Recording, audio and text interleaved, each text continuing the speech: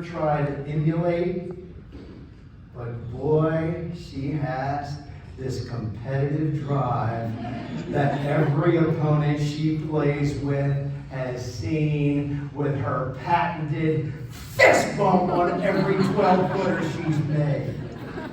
Yes! Ladies and gentlemen, no one better to be enshrined into the inaugural class of the Idaho Golf Hall of Fame than Karen Darrington.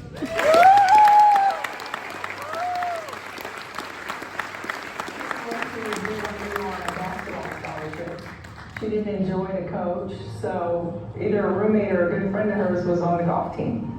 And she used to just hit balls with her and that kind of thing. And the golf coach said, we need one more player to go to New Mexico. And you and another girl that was out there hitting balls, I'd like you to try out. And so these two went to play, and neither one of them really were golfers, so they shot in the hundreds. The other gal won and was ready to go, and then she calls the night before and says, I'd rather play in a softball tournament, so Karen, you're it. So Karen gets like a set of clubs that's just a starter set. And she goes to New Mexico to play in this giant collegiate tournament. If that doesn't tell you somebody who's fearless, who's a great competitor. So she plays, and she's, I'm hearing about a girl from Idaho that plays for BYU that used a wedge on one of those giant greens at New Mexico.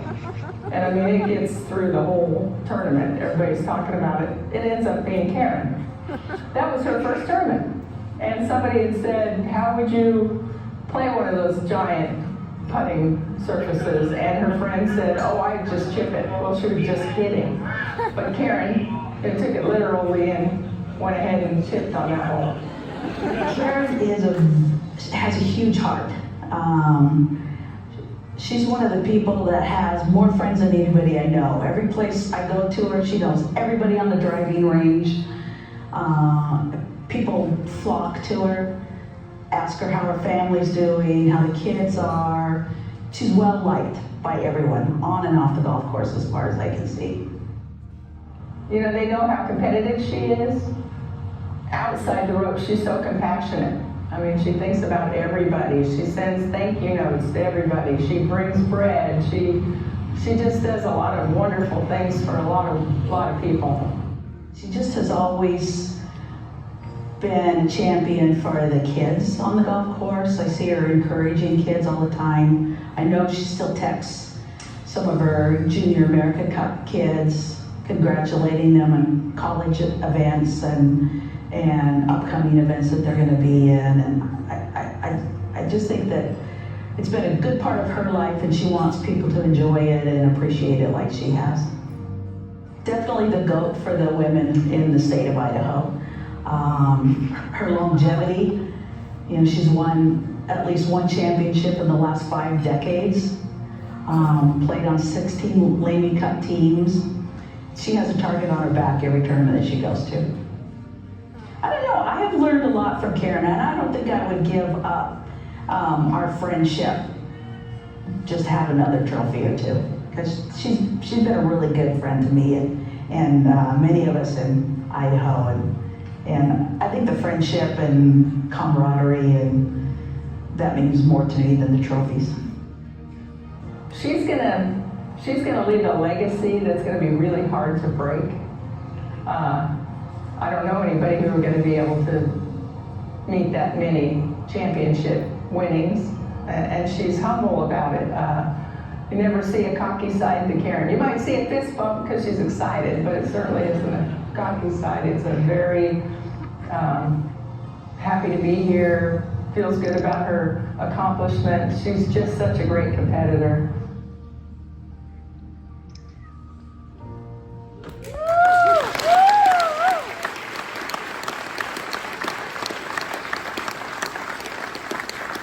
I have to let you guys know that Karen right now can't be here. She is serving an 18-month mission right now in Tonga. But she is watching this right now on FaceTime. Everybody say, hi, Karen.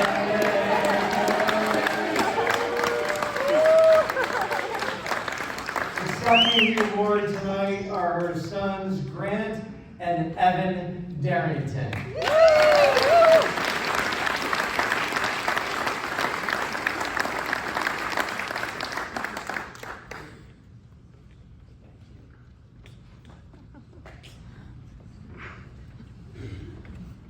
I could talk forever, so I'm trying to keep this quick and not cry. You're okay.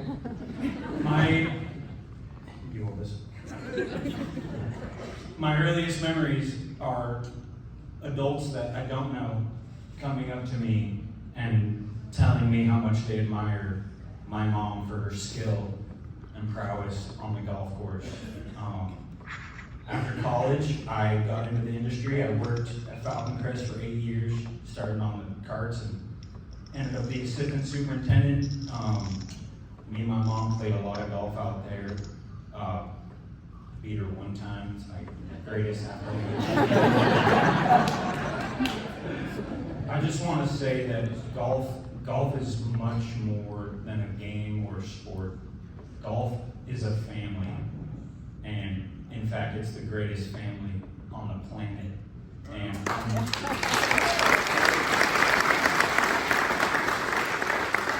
I'm incredibly proud to be her son. I'm incredibly proud to be part of this family. You all are part of the family, and you should be proud as well. And I hope to live up to 1% of her legacy. That I love her and I miss her. Haven't seen her in a long time. I'll pass it over to Evan. I would just like to say, when Mom was young, starting her career, she had a choice. And what she did is she followed her heart and her faith in Jesus Christ and decided to forego a professional career which probably would have been just as amazing as the person that she is. And instead, she decided to become a mom.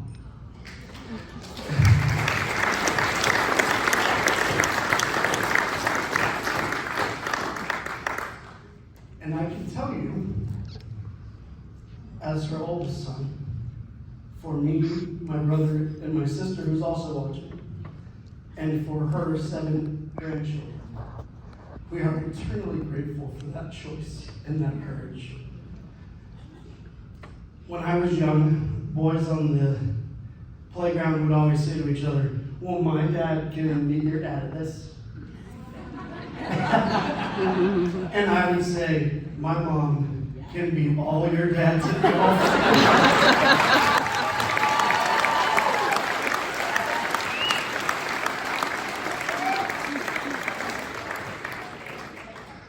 And on behalf of our mother, who is in Tonga, serving a mission for the Church of Jesus Christ of Latter-day Saints, and also helping out on a little 9-hole course that sometimes uses broomsticks for flags, and giving the little children of Tonga a chance to experience this wonderful game. For our mother, we say congratulations to you worthy members of the Idaho Golf Hall of Fame. Thank you to the IGA. And we know Mom sends her love. And thank you.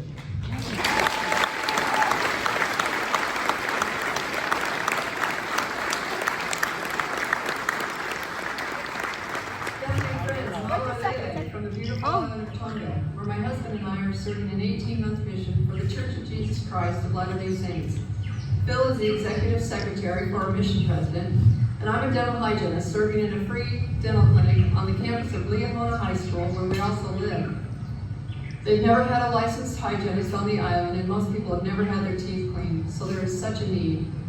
To date, I've been able to clean over 700 men, women, and children's teeth, and the people have been so humble and appreciative. It has been one of the most rewarding experiences of my life. Tonga also has a 9-hole golf course where rakes are used for flag sticks and cups are changed maybe twice a year. But I'm just happy that I can get out and play occasionally. I've also been able to work with the children and kids on Friday Fridays as they recently started a junior golf program. I would like to take this opportunity to thank the IGA for the honor of being inducted into this inaugural Hall of Fame class. I would also like to congratulate my fellow inductees, all of whom I've had the privilege of associating with during the past 45 years of playing IGA championships.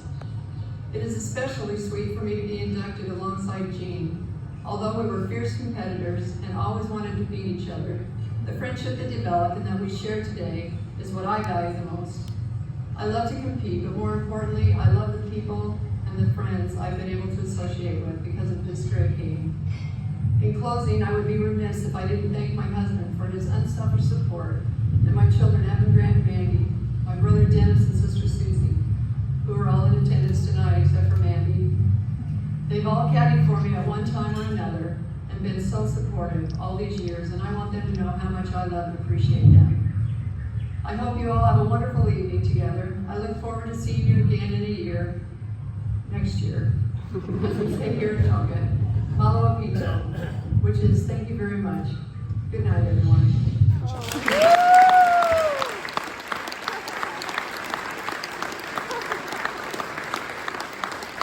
Ladies and gentlemen, Karen's good friend, teammate, and competitor, Dr. Chris Fenwick.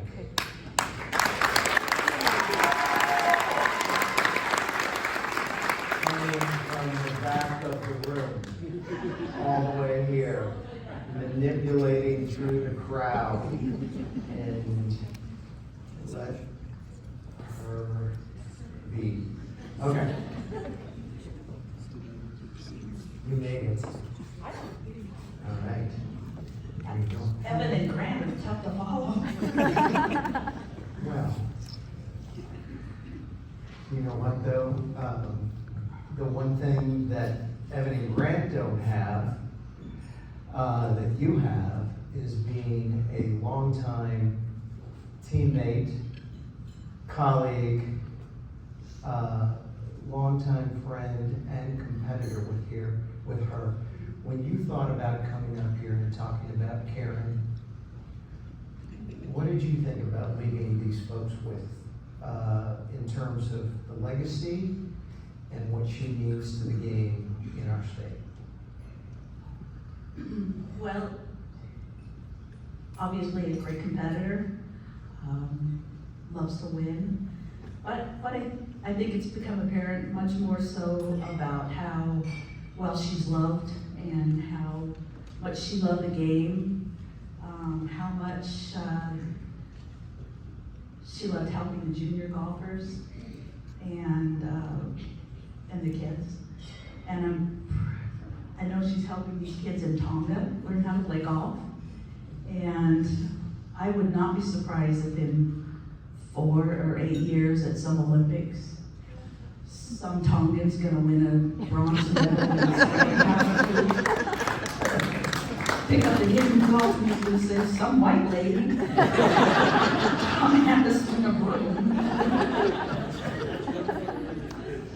When all of the travels that you made with her and all of the cup teams that you guys played together, and the fact that you competed with and beat teams from California and Oregon and Washington and much larger states than us, and what would people say when they saw her play and her competitive nature and drive, and how that came from this little tiny state of Idaho? Well,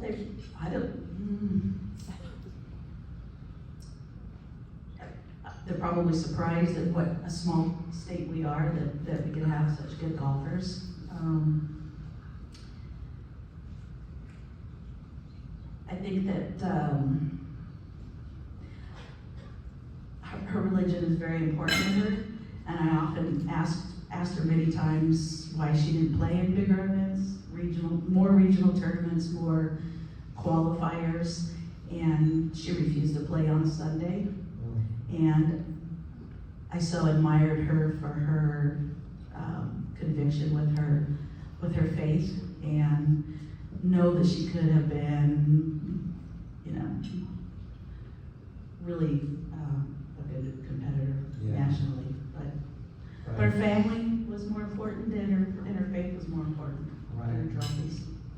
Lastly, she's watching you right now, Chris. Anything you want to say to her about what this means to those of you that were closest to her? We miss you, and we're ready for you to come back. We've put a couple other people's names on some of those trophies, but we miss you, and we're ready to try to take you on.